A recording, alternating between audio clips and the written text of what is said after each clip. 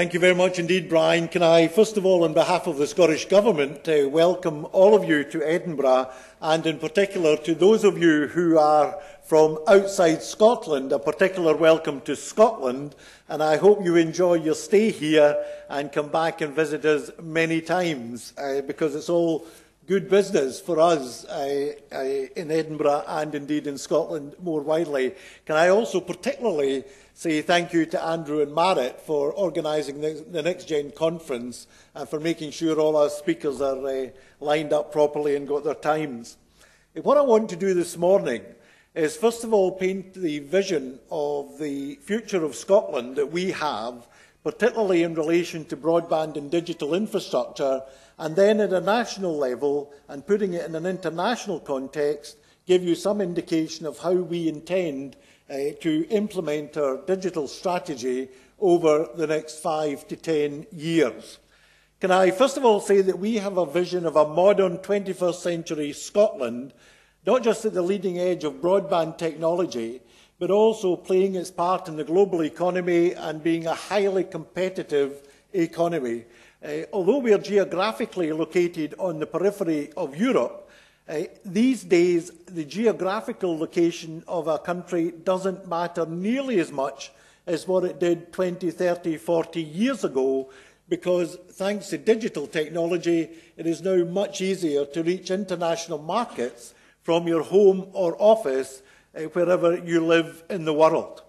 And getting globally connected, we see, is absolutely a prerequisite to be able to compete in tomorrow's world, but it's also a prerequisite to fully realising the potential of an economy and a society like Scotland. For example, one of the big drivers in Scotland, in the health service just now,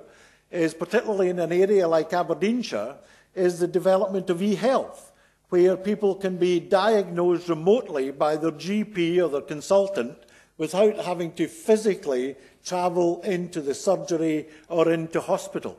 In our education service, the use of e-education is extremely important.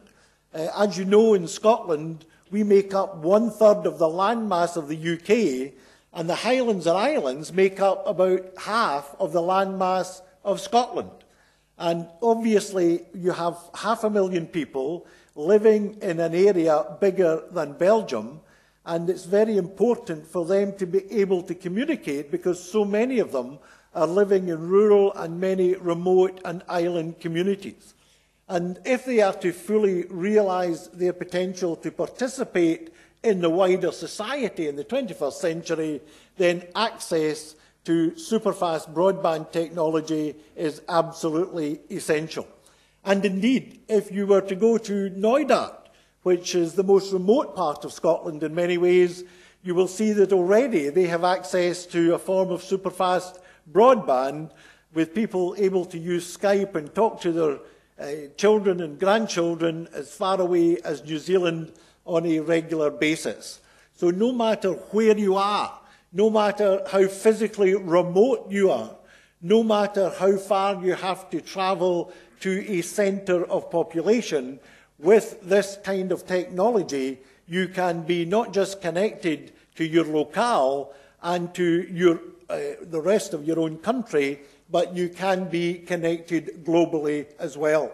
And that presents massive business opportunities, because it means people living in a croft in the Highlands can run e-businesses, global e-businesses, from their home in the croft in the Highlands if they so wish. I actually think in particular for our rural communities as well as for our urban communities, there is a huge opportunity to stabilise and make economically sustainable communities that in days gone by would have been fragile, as more people want to spend more time in the country and share their workspace between the office and more time working from home. So the opportunities arising from this technology are vast and never-ending and very exciting indeed. And Scotland wants to be up there with the best. So the first thing I have to say is that our ambition is that by 2020 at the latest,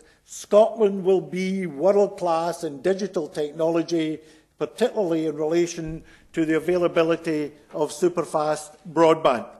Now, you may ask, what is the definition of world-class by 2020? And if you look at what Luxembourg is hoping to achieve, which is a gigabyte per second, then that would probably at the moment be defined as world-class. But it's 8 years to 2020, and by the time that 8 years has passed, it may well be the definition of world-class has changed enormously. If you go back 8 years and look at the tremendous improvements in the technology and how far advanced our thinking is, and then project 8 years ahead, you realise the pace of change that is taking place in this whole area of technology. The economic benefits to our urban areas can be very substantial as well as to the rural areas. For example, BT has actually estimated that to an average town in the UK,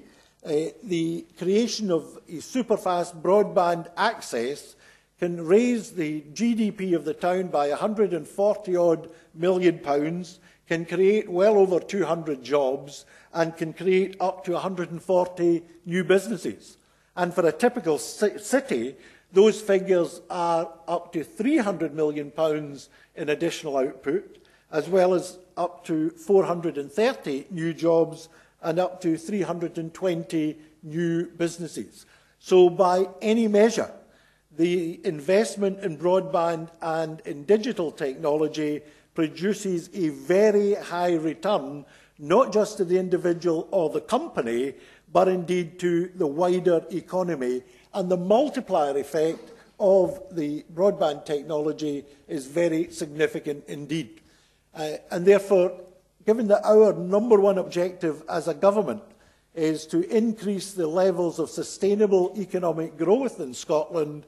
very clearly we can only do that by investing heavily in this technology. And that's exactly what we plan to do.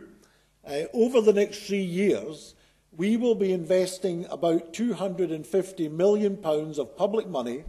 to be more than matched by the private sector, with a heavy emphasis on rural broadband, on the understanding that the private sector, by and large, will make provision in the main urban areas. Our money will be targeted at those areas at the moment that are either no-go areas where there's no broadband, or those areas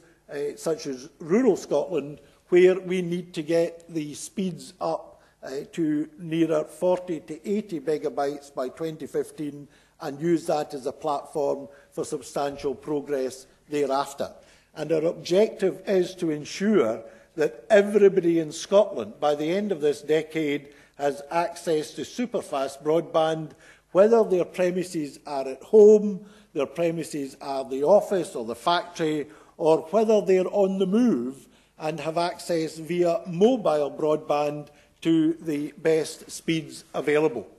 And we have set out a procurement strategy over the next period to achieve that. Highlands and Islands, as I've said, accounts for half the landmass of Scotland. And Highlands and Islands Enterprise, along with the local authorities and the private sector there,